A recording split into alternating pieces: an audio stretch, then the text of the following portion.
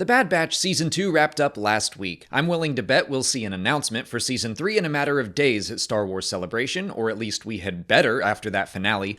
But until we know for sure what's coming, let's look back and see how the latest 16 episodes fit together. What was the overall story of the season? What were the major themes explored? And did it work for me in general? I should address that for the first half of the season, I felt a little frustrated seeing the Batch continuing to run around the galaxy on missions for Sid that all felt like side quests.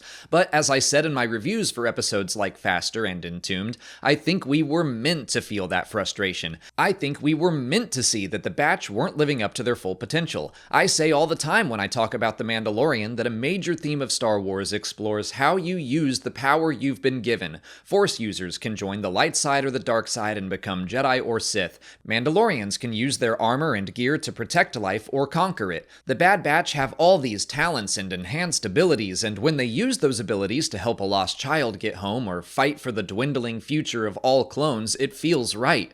When they're using their abilities to help Sid make a buck, it seems like they're wasting their potential. But I absolutely think that was the point. I think one of the messages of the season is about how living under the rule of the Empire can weigh heavily on the entire galaxy, sure, but also on each and every person. The Empire's tyranny emboldens people like Mako, who will model their own little dictatorships after the Empire's example, or it can crush motivation to be the best version of yourself. If the government treats its people terribly, it makes those people start to feel scared and competitive. I think that's the case with Sid. I really do believe her when she tells Malegi she thinks she can change, but when push comes to shove, she makes the decision that benefits her at the Bad Batch's expense, and I'm still furious about that. I don't know if you've seen the Star Wars movies, Sid, but people are supposed to learn and grow from their mistakes. But these are the dark times for a reason. Obi-Wan doesn't call them that just because the Empire is in control, it's because their darkness spreads into others as well.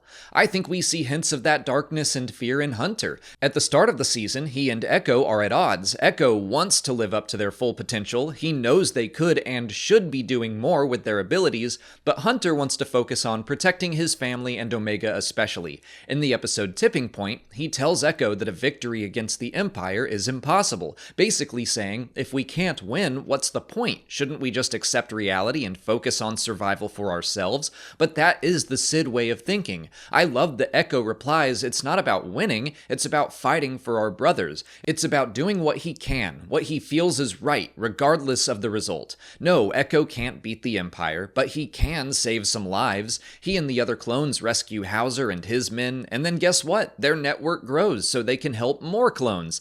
I said this in my review for Tipping Point, but it reminds me of one of my favorite Jedi quotes from Qui-Gon Jinn in Claudia Gray's book Master and Apprentice. I don't turn toward the light because it means someday I'll win some sort of cosmic game. I turn toward it because it is the light. The Empire is unbeatable at this point, but you shouldn't fight simply to win. You should fight for what's right because it is right. Do what you can in the moment, and the rest will come later.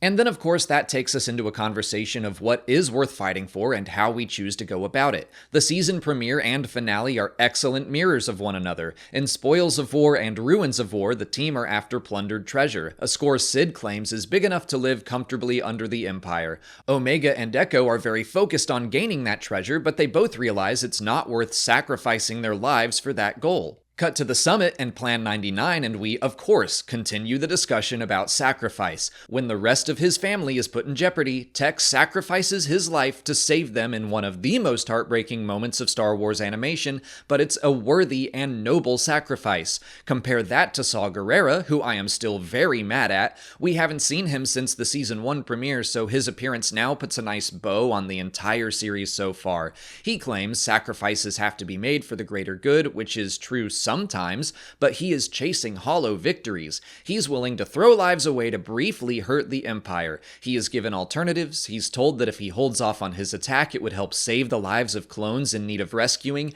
and it could help him fight the Empire in the long run. But he doesn't care. He's got tunnel vision, and all he wants to do is cause death and destruction. Yeah, it would have been a blow to the Empire to lose Tarkin and Krennic. but only a temporary one. We, the audience, know Tarkin's importance to Star Wars history, but unfortunately, he is not unique to the Empire. If he dies, there are plenty of other officers ready and willing to take his place. If Saw killed Tarkin, the Empire would not have mourned him. They would have simply replaced him, and then we would have seen a different commander of the Death Star in 18 years or so.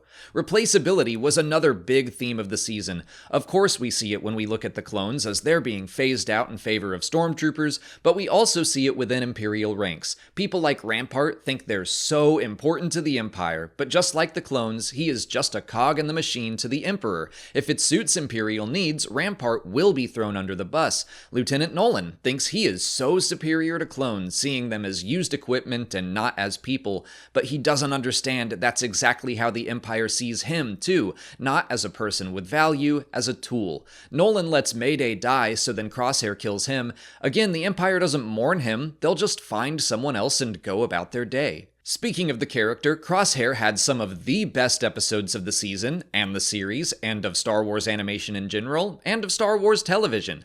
The Solitary Clone and The Outpost were insanely good. I made this joke a couple times in my reviews, but he was basically like the smoking man in the X-Files. If he popped up in an episode, you knew it was gonna rock. But Crosshair is the connective tissue between a lot of the themes I've been discussing. He sees the clones being replaced, and his response is to look out for himself. He thinks he can outpace the change, and if he makes himself valuable enough, he'll get to stick around. If he uses his enhanced abilities to their full potential for the Empire, he won't have to worry about life without his safety net of being a soldier. But I love the avalanche scene in The Outpost, because it's Crosshair and a Reg, and neither of them can outrun what's coming on their own. They're both overtaken. And then in the very next episode, we compare that to the Bad Batch joining a community on Pabu where a different natural disaster occurs, but everyone outruns the tidal wave and survives because they worked together. That's awesome.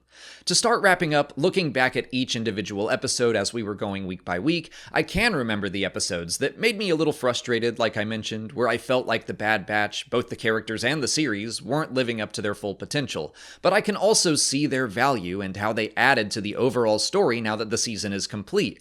That doesn't mean I think the season was perfect. I think Fee could have used more screen time. They have kind of a tenuous relationship at the end of Entombed, but then in Pabu, she trusts them all enough to bring them to the planet. I think one more mission with her somewhere in there would have been nice. I like the themes of the episode Retrieval, but the episode itself didn't fully work for me. I certainly have some criticisms of the season, but man, did I love the Solitary Clone, Home, the Clone Conspiracy, Truth and Consequences, Metamorphosis, The Outpost, Pabu, and of course the finale, despite the pain that caused.